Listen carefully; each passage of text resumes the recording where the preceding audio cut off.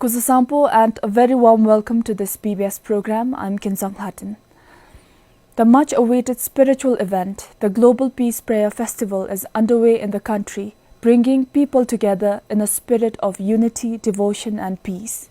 Adding to the sacred and festive atmosphere, the holy relics of Lord Buddha have arrived in the country from India on Saturday. To learn and understand more about the relics and the program surrounding them, I'm joined by His Eminence, the 8th Palga Rinpoche of Sigar Drukpa, who is part of the delegation accompanying the relics, and Karma Yeshe, conservator at the Department of Culture and Dzongkha Development. Welcome to the program. Yes. So Rinpoche, could you tell us about the sacred relics that have arrived in the country on Saturday? Basically, these are the actual bones of the Buddha, and there are two pieces. It's housed in a case that is the shape of a pyramid, so you can see it on two sides. The other back sides are empty, so two sides are visible, and there are two relics embedded in that case. Right now it's in the Thimphu Dzong, and we brought them, like you said, on Saturday. Our delegation is around 30 people, a strong delegation with 10 Sangha members. I'm the sole Rinpoche in that group, and we brought them from New Delhi to coincide with this holy gathering of the Global Peace Prayer Festival. Could you tell us more about the origin of the relics? Yeah. So basically the origin is, it's Buddha's own bones. So relics, ringsel, the word that we use in our languages. Ringsel can be, different kinds. Generally, the ringsel that we talk about, they look like small pearls, very small, round, and they're actually born out of a bone fragment or a tooth. So they're like the children, okay? So we call them like the child ringsel or something. They're also very holy, don't get me wrong, but not the same significance as the bone itself of the Buddha or the tooth, So these are the bones of the historical Buddha, and more than 2,500 years old. And I think we have to consider ourselves very fortunate that not only they exist in our time, that we can see them, and we can visit them, but this time we don't have to visit them. And in a very spontaneous way, I think both the governments were thinking of bringing the relic to Bhutan, but then somehow, out of spontaneity, I think out of all our good karma, it just has happened so that it was available for exhibition at this time, coinciding with the 70th birthday of the great fourth king of Bhutan, and with this Global Peace Prayer Festival. And I think also very spontaneous is that the Honorable Prime Minister of India, Modi ji, is also available at this time, and he's making time to come. I think he'll be attending on the 11th.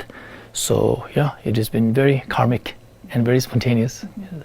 And talking about the relics being brought here to Bhutan, sir, could you tell us the collaboration involved in bringing the relics here in the country? As His Eminence has alluded to, it very well coincides with the birth anniversary, the 70th birth anniversary of His Majesty the 4th Drukgyalpo, as well as the Global Peace Prayer Festival, which is being held throughout the capital here.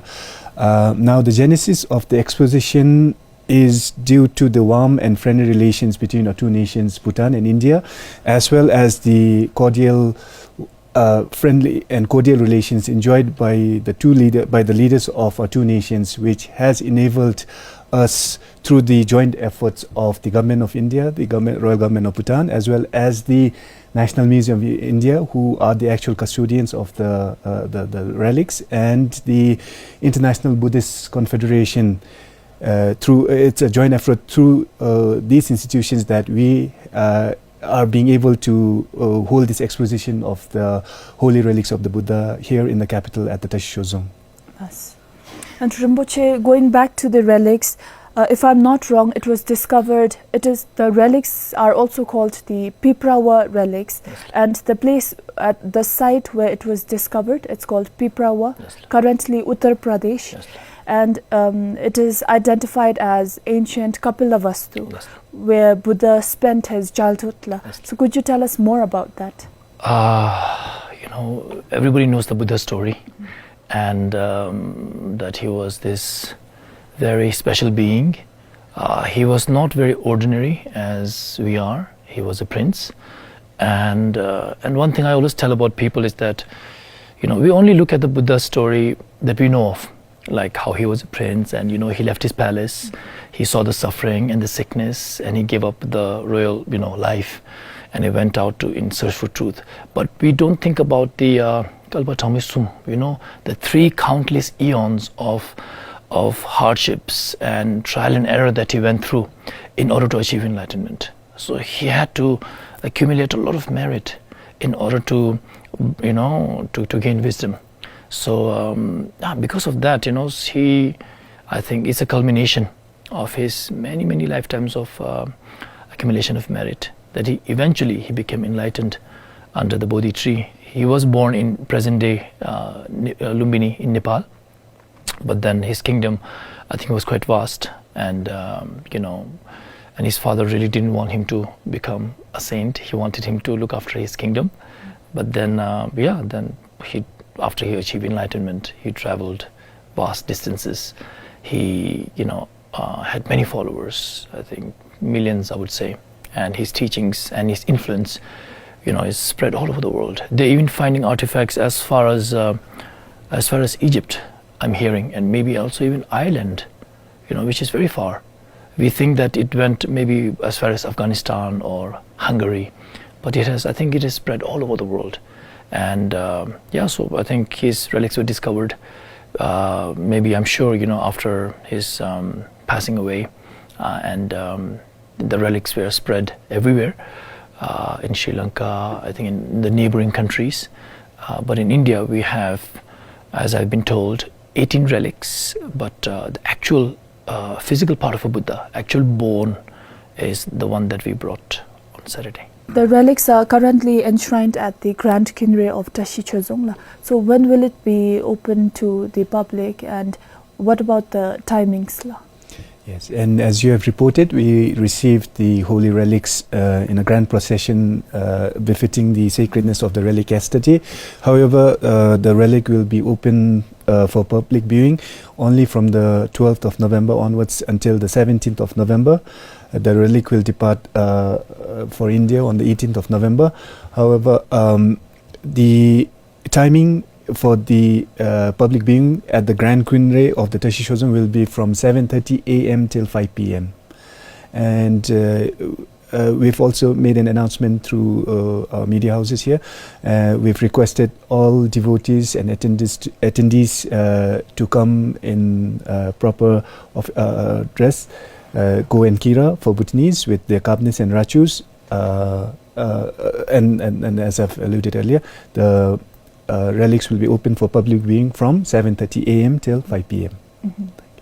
Now people are going to get the opportunity to view such sacred relics. So when they get such kind of opportunities, how are they supposed to pray and receive blessings from these relics? Very good question, Kisala. May I tell a small story? Sure. So there was this old woman in Tibet, as the story goes, and she had a son who was a business person, a merchant, and he used to come to India to do business. And I mean, you can't just catch a plane or catch a train those days. You have to travel vast distances. You have to cross the Himalayas. It was a perilous journey, and there was no guarantee that you would come back. So he would go to India as often as he could to buy stuff, for exchange for his business. His mother was a devout Buddhist, and she had heard that in India someone named Siddhartha had achieved enlightenment, and she heard great stories, and she had so much devotion to the Buddha. And every time she asked her son, please bring me a relic, his piece of cloth, whatever, even his a piece of his, whatever it is that you can bring, from the Buddha. of course, those days you can't just take a photo and bring it back, or you can't just share like that. So she wanted something of the Buddha. Every time the son would forget, because he was so business minded. And I think the woman was growing very old, and I think she was about to, she was getting scared that she might never receive the blessings of the Buddha. Then she said, look, now I'm very old, and this is the last request I'm going to make. You better bring the Buddha's relic, or I will kill myself. Yeah. So then the son, again he forgot. On the way back, he thought, oh my God, I forgot the relic. What should I do? And then he was also very clever. He found a tooth of a dog. Yeah. And he took that tooth. He had beautiful brocade and silk. He wrapped it in the silk and brocade, housed in a small jewelry box, I think, and he gave it to the mother. Hey mother, you know what? I actually got you the tooth relic of the Buddha. She was so happy. It was actually the tooth of a dog, but her teba, her devotion was so strong that she prayed to this relic every day until she achieved enlightenment, and it radiated. So we say like teba, kisola mebar, but this relic that we brought is the actual bone of the Buddha, mind you. And just to see it, Kinzangla, we call it Tongdul. Tongdul means liberation through seeing, blessing through seeing. There's Turul, liberation through hearing. So when you receive Lung, when you receive some oral teachings, that is liberation through hearing. Then there is Chawang, that is liberation through touch. Nyungdol, like Pumchu, Jinlap, that is liberation through blessing through taste. Likewise, when we see a holy image of a Buddha, Guru Padmasambhava, or a great guru like Chabdungao Namgyal, Kumki Pema Karpo, or like this holy relic, it is liberation through seeing, blessing through seeing. So when you see the relic, you have to watch it closely. You don't have to like literally get up and close, but you should look at it closely. And I think you should start with a layer of prayers. As a Buddhist and as a Mahayanist, as a Vajrayanist, we should pray for the enlightenment of all sentient beings, because ultimately that's the solution. Then below that, temporarily, we have to live in this relative world, interdependent world, right? We are not free from samsara. So until we achieve enlightenment, may all sentient beings be free from the lower realms. May all sentient beings keep being reborn in the human realm with the perfect human body, Palga Rinpoche. May they meet a great guru. May they meet the Dharma. So you can pray like that. And may they be comfortable. May they have enough to eat. And you can come down again. With the third layer of the prayer, you can say like, may my country, the country of Bhutan, may the world for which we are praying right now. There's so much war happening everywhere you look. It's such a volatile situation. You can't really trust anybody. There's so many misinformation. There's so much confusion.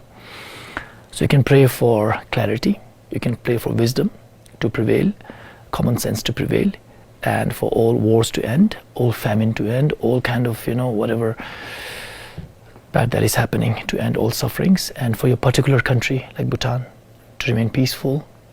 You can pray for the long life of the royal family, starting with the fourth king, the great fourth king, and the fifth king, and the rest of the family, and then your fellow Bhutanese. Yeah, so you can do layer by layer. Yeah, because after all, we're human beings. So as a Buddhist, we should think about all sentient beings, but we should also think about our fellow people, and Now the relics will be open for public display on 12th of this month. And how has the ministry made arrangements in terms of crowd monitoring and the entry and exit at Tashchezong? So could you tell us some information on this?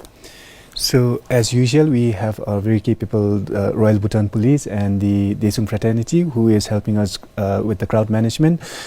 We have also drawn up visitor flow throughout the Tashchezong premises.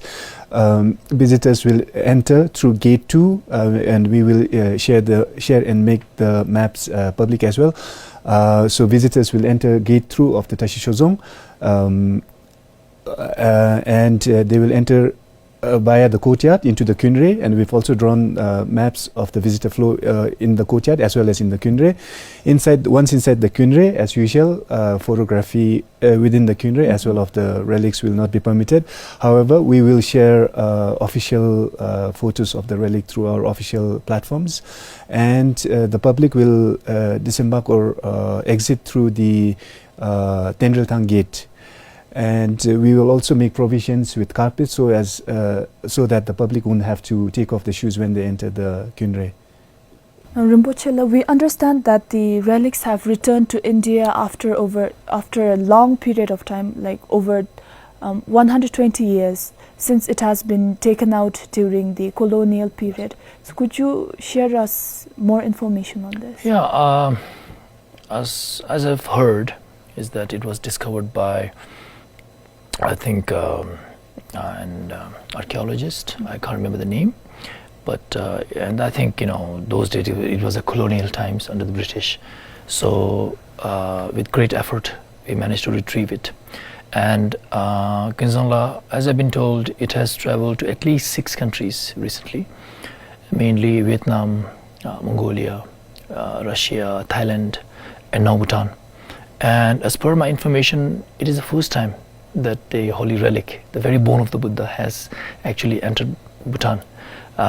So that's the information I have, and it's just I think you have to stop, and to all the visitors who will be getting the golden chance to see the relic, they should really be amazed in their own karma that we are able to see a physical part of the Buddha. We never met the Buddha.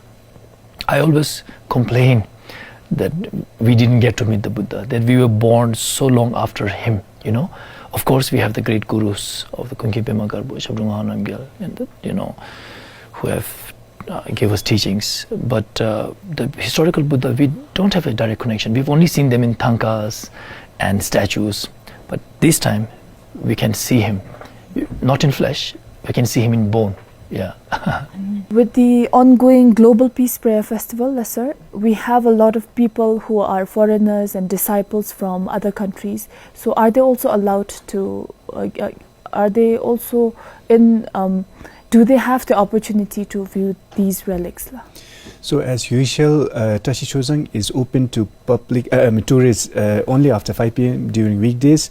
However, the tourists will be allowed inside the courtyard of the Tashi Chozang during the weekdays, but the Kunre doors will be closed where the relics are enshrined to tourists as well as public after 5 p.m. However, during the period of the exposition, that is from the 12th of November to the 17th of November, attendees or devotees that are gathered here for the Global Peace Prayer from abroad will be allowed like any other devotees coming to pay their respects to the relics. We also have, along with the relics exposition, we also have a concurrent exhibition happening at the courtyard of the Tashi Chozang, as well as in the upstairs of the Kajatrom, relating to the life of the Buddha and the journey of the Buddha. So I think that's it, La. I'd like to thank you both for your time and giving us insights on the sacred relics of Lord Buddha, La. May peace and harmony prevail in the world. And to all the viewers, thank you for watching.